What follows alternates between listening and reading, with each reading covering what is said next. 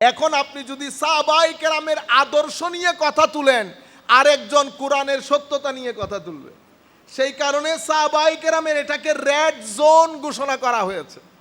এখানে আপনি কোনো বিষয়ে কোনো জায়গায় কোনো প্রশ্ন তুলতে পারবেন না। এখন ঈমানের সমস্ত স্তম্ভগুলা মেনেছে, সাহাবায়ে কেরামের কোনো একজনকে গালি দিয়েছে, আমরা বলবো পথভ্রষ্ট। কি বলবো? পথভ্রষ্ট। আপনারা বুঝতে পেরেছেন? আচ্ছা, আলে রসুল সাল্লাল্লাহু আলাইহি ওয়াসাল্লাম, আপনি ঈমানের মৌলিক বিষয়গুলো মানলেন, সাহাবায়ে কেরামকেও মানলেন, কিন্তু পুরো মুহররম শরীফ চলে গেল, ইমামে হাসান ইমামে হুসাইনের নামই মুখে আসলো না। এত বড় বড় ওয়েবসাইটের মধ্যে আপনি একটা আর্টিকেল দিতে পারলেন না, 3 লাইনের একটা স্টেটমেন্ট দিতে পারলেন না। তাইলে বোঝা যাচ্ছে আলে রসুলের সাথে কোনো না কোনো জায়গায় একটা শত্রুতা আছে। তাইলে আলে রসুলের সাথে যদি আপনার ভিতরে কোনো বক্রতা থাকে, উলামায়ে কেরাম বলেছেন কোরআন এবং হাদিসের আলোকে, কারণ আমার নবী বলেছেন যে যেই ব্যক্তি হাসান হুসাইনকে ভালোবাসে তাকে আল্লাহ ভালোবাসে। এটার উল্টা করেন এখন, উল্টা তো উল্টা করলে কি হয়? যে ব্যক্তি হাসান হুসাইনকে ঘৃণা করে আমার আল্লাহ তাকে। আর যদি আপনি স্মার্টলি বলতে চান যেই ব্যক্তি হাসান হুসাইনকে ভালোবাসে না, আল্লাহ তাকে ভালোবাসেন না। সেই কারণে ঈমানের মৌলিক বিষয়গুলোর সাথে এগুলো অ্যাড হয়ে গেছে কালের পরিক্রমায়। তাইলে সাহাবায়ে কেরামের আজমত, আলে রসুলের মোহাব্বত ঢুকে গেছে না? কেউ যদি এগুলা সব মেনে ইমামে হাসান ইমামে হুসাইন ফাতেমাতুজ জাহরা হযরত আলী কাররামাল্লাহু ওয়াজহাহুল করিম এই শখসিয়াতদের বিরুদ্ধে, অথবা আইমাইক আলে বাইতে রসুল ইমাম বাকের আছেন, মুসা কাজিম আছেন, জাফরুস সাদেক আছেন, আইমায়ে কেরামের ব্যাপারে বগজ রাখে, আমার নবী ইরশাদ করেছেন ওয়াল্লাহি, আল্লাহর ইজ্জতের কসম, লা ইয়াদখুলু কলবা ইমরিইম মুসলিম আল ঈমান, কোন মুসলমানের অন্তরে ততক্ষণ ঈমান ঢুকে না যতক্ষণ আমার আলকে আমার কারণে মহব্বত না করে। আপনারা বুঝতে পেরেছেন এখন? তাইলে আলে রসুলও ঢুকেছে। আলে রসুলের সাথে কোনো ধরনের উঠা বসা হলে কি হবে? উল্টাপাল্টা হলে পথভ্রষ্টতা হবে। আচ্ছা, এরপরে আমরা বলি আউলিয়ায়ে কেরামের নিসবত। কেন? আমার আল্লাহ বলছেন যারা আমার ওলিদের সাথে শত্রুতা পোষণ করে আমি তাদের বিরুদ্ধে যুদ্ধের ঘোষণা করছি। তাইলে আপনি মৌলিক ঈমান মানলেন, ভেরি গুড, আলে রসুল ভেরি গুড, সাহাবায়ে কেরাম ভেরি গুড, কিন্তু এখানে এসে ধরা গিয়ে গেলেন আমার আল্লাহ যদি আপনার বিরুদ্ধে যুদ্ধ ঘোষণা করে, আল্লাহর সাথে যুদ্ধ করে পারবো আমি? এই জায়গার মধ্যে আমরা বলবো আমি ফাসেক হয়ে গেছি। কি হয়ে গেছি? ফাসেক শব্দ কয়টা ব্যবহার করেছি? 3টা।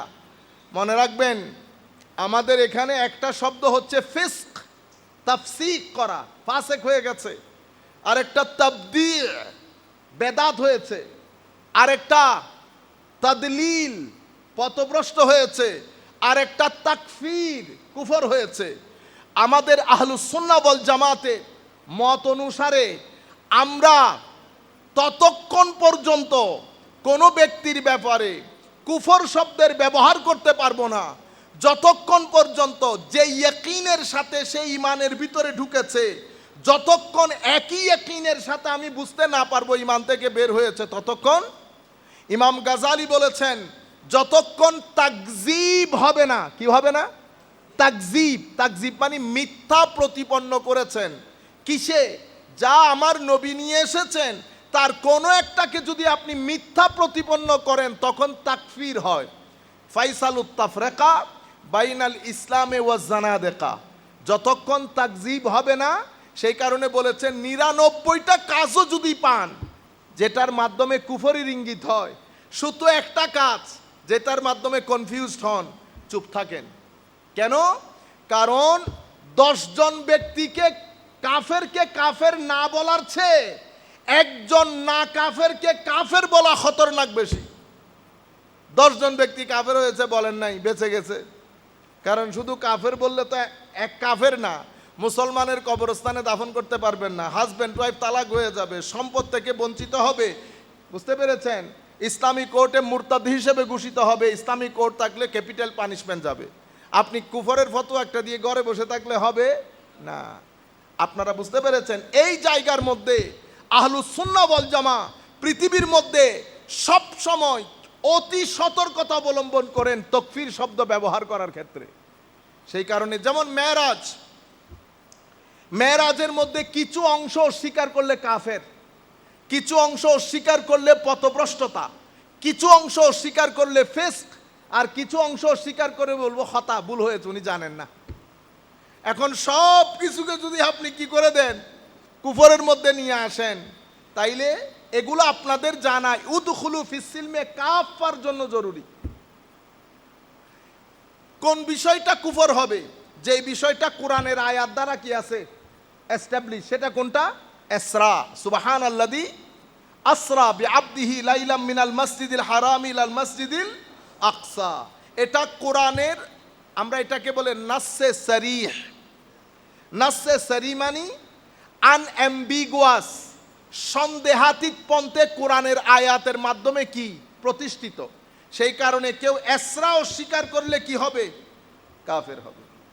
আকসা থেকে সিদরাতুল মুনতাহা, এটা অসংখ্য হাদিসের মাধ্যমে প্রমাণিত, সেটা কেউ অস্বীকার করলে কি হবে বলেন? পথভ্রষ্টতা হবে, পথভ্রষ্টতা হবে। মসজিদে আকসা থেকে লামাকানের সফর হয়েছে, কেউ এটা অস্বীকার করলে ফিস্ক হবে। লামাকা থেকে আমার আল্লাহ ফাকানা কাবা কাউসাইনি আও আদনার যে সফর, সেই সফর যদি কেউ অস্বীকার করে, আমি বলবো আপনার ইজতিহাদের মধ্যে খাতা আছে, ভুল আছে। সুতরাং সীমা লঙ্ঘন করব না।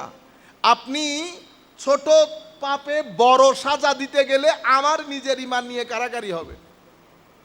তাইলে আমরা কোথায় ছিলাম? ইমানের মৌলিক বিষয় বললাম। ইমানের মৌলিক বিষয়ের সাথে সাথে এই তিনটা জিনিস অ্যাড হলো। সাহাবায়ে কেরাম কেউ করলে পথভ্রষ্টতা হবে। যেই কোনো সাহাবী, আমার নবীর সাথে 2 মিনিটের জন্য যেই ব্যক্তি সাহাবী হয়েছে, 2 মিনিট ঈমান আনয়ন করার 2 মিনিটের মধ্যে মারা গেছে, এই 2 মিনিটের সাহাবী কুল কায়নাতের সমস্ত বলি বুজুর্গের চেয়ে উত্তম। কি কারণে? কারণ আমার নবীকে দেখেছেন। তো নবীকে দেখার শান কোনো ইবাদত রিয়াজত না, শুধু আমার নবীকে দেখে বলতেছে আমি আপনাকে নবী হিসেবে মানলাম, এই কথা বলার সাথে সাথে মারা গেছে। এই কথা বলে 1 মিনিটের সাহাবী কুল কায়নাতের ওলি বুজুর্গ আলেম কামেল তালবাই দিন জাকিরিন সালেহিন সবাইকে এক পাল্লায় রাখলে ওই 1 মিনিটের সাহাবীর একটা জুতা এক পাল্লায় রাখলে সমান হবে। এই হচ্ছে সাহাবায়ে কেরামের স্ট্যাটাস। তো যিনি সাহাবী এবং আলে রসুল, যেমন হযরত আলী সাহাবীও আলে রসুলও, মকাম কি হবে? সুতরাং এটা রেড জোন, এখানে আমরা কথা বলবো না। এতটুকুন তো বুঝতে পেরেছেন? আচ্ছা, আরেকটা বড় বিষয় ইমানের ক্ষেত্রে যেটা আমাদের জানা দরকার, কি জন্য? উদখুলু ফিস সিলমে কাফার জন্য জানা দরকার। সেটা আপনারা আপনাদের সন্তানদেরকে এভাবে বুঝাবেন, আপনাদের মতো করে বুঝালে তারা বুঝবে না, তাদেরকে এই আন্দাজে বুঝাবেন।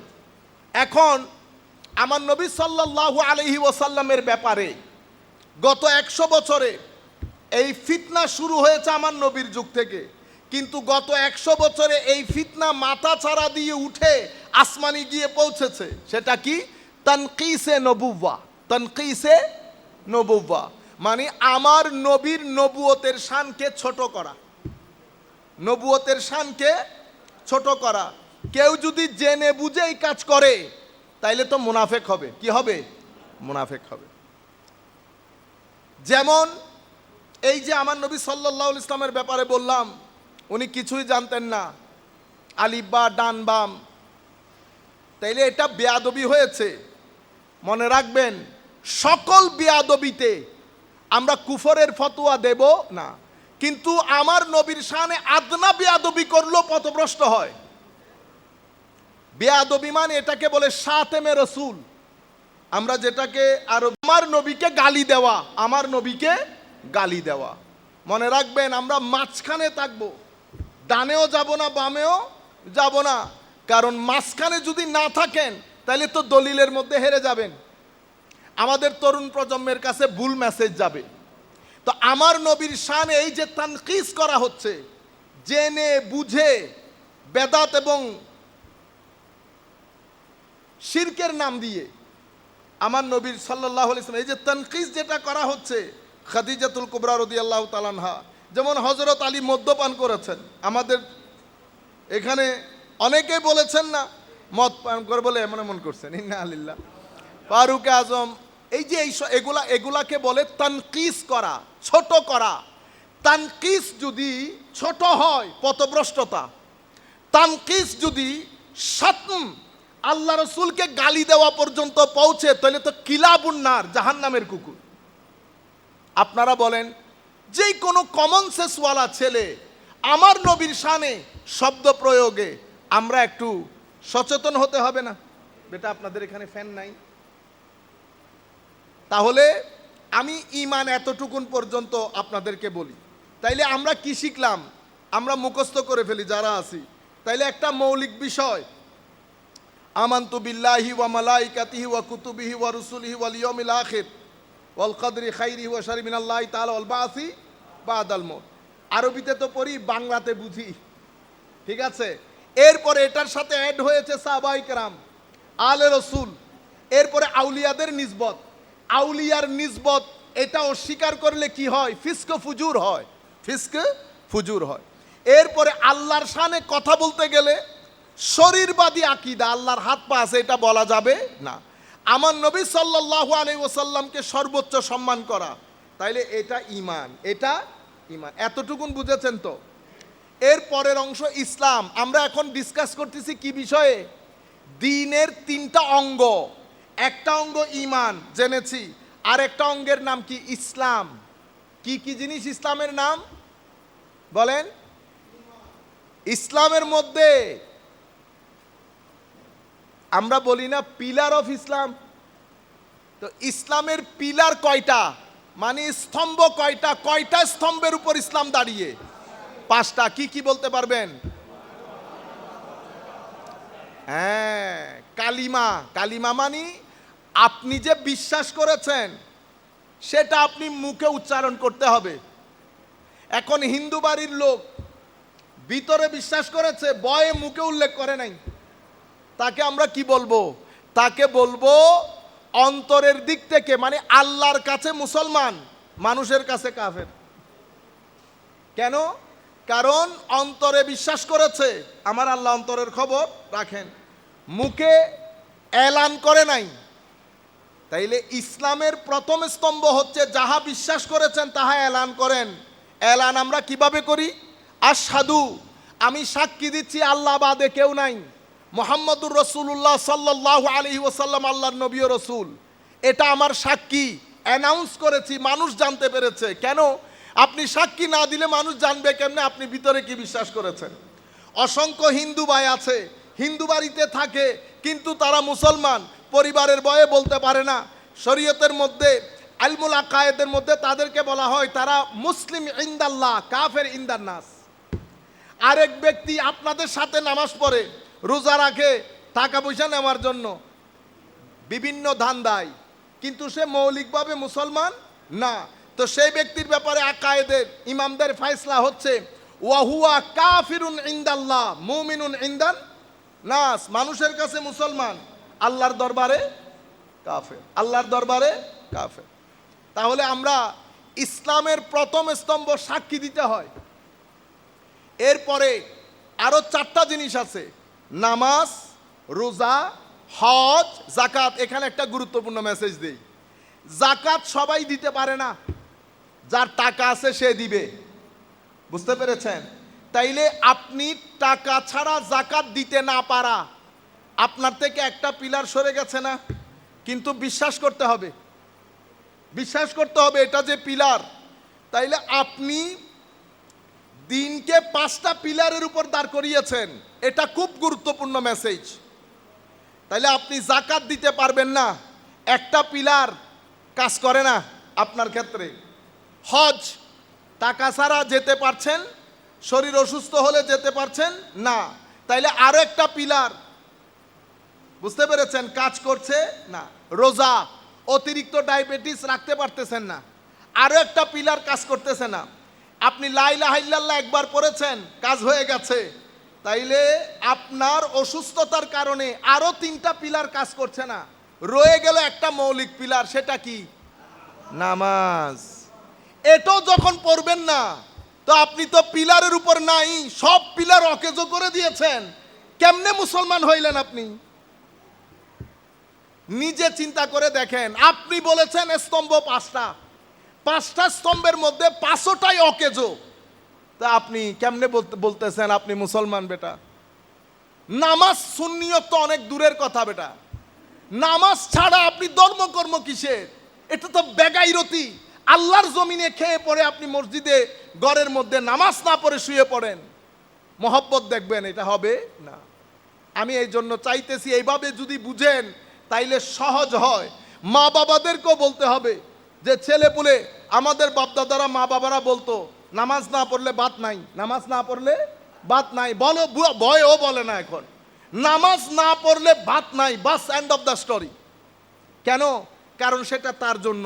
সে নামাজ না পড়তে যদি অভ্যস্ত হয়ে যায়, লাখ কোটি টাকা থাকলেও মানসিকভাবে শান্তি পাবে না। তো তার মানসিক শান্তি নিশ্চিত করা সেটা মা বাবার দায়িত্ব। মা বাবা যদি দায়িত্ব পালন না করেন, আল্লাহর দরবারে প্রশ্নের সম্মুখীন হবে। বুঝতে পেরেছেন?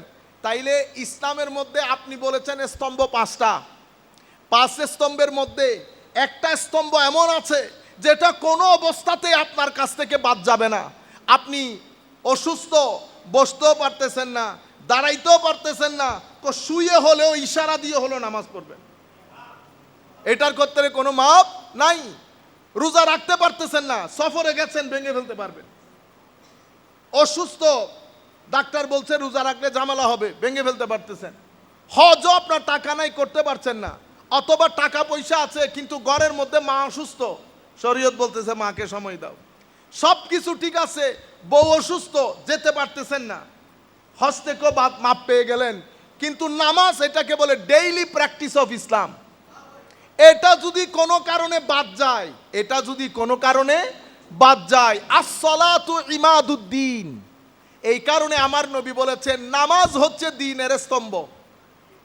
যেই ব্যক্তি নামাজ আদায় করলো না, হাদামাদ দ্বীন, ফাকাত হাদামাদ দ্বীন, আও কামা ক্বালা রাসূলুল্লাহ সাল্লাল্লাহু আলাইহি ওয়াসাল্লাম, সেই ব্যক্তি দ্বীনের স্তম্ভকে ধ্বংস করে দিল। তো নামাজ না পড়া মানে স্তম্ভ ভেঙে দেওয়া। তো যদি স্তম্ভ ভেঙে দেন, দিন থাকতেছে আর? আপনারা বুঝতে পারতেছেন?